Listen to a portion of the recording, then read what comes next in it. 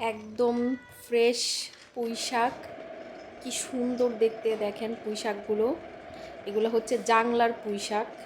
তো এই জাংলার পুঁই শাকগুলো কিন্তু খেতে অনেক মজা লাগে।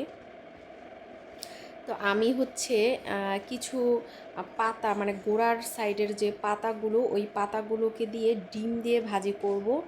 এর আগে কখনো করিনি, তো আজকে করে দেখব কেমন লাগে ডিম দিয়ে পুঁই শাকের পাতা দিয়ে যদি ভাজি করা হয়।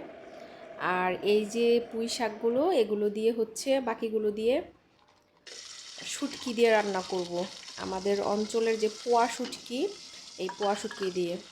তো আমি কিন্তু রান্না বসিয়ে দিয়েছি, কেটে কুটে একদম সুন্দর করে ধুয়ে রেডি করে নিয়েছি সব কিছু।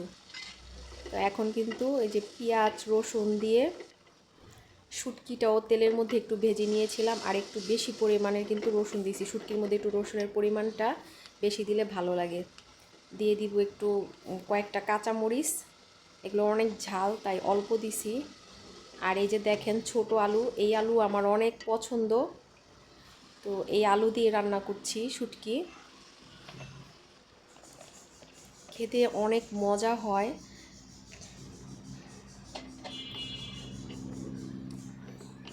এত সুন্দর একটা মানে গ্রান বের হয়েছে, কি বলবো, পুঁই শাকের তারপর শুটকির। এই শুটকিটা না আপনি আপনাদের মানে কোথাও পাবেন না ব্রাহ্মণবাড়িয়া ছাড়া। এটা খুবই মানে জনপ্রিয় আমাদের এখানকার পোয়া শুটকি।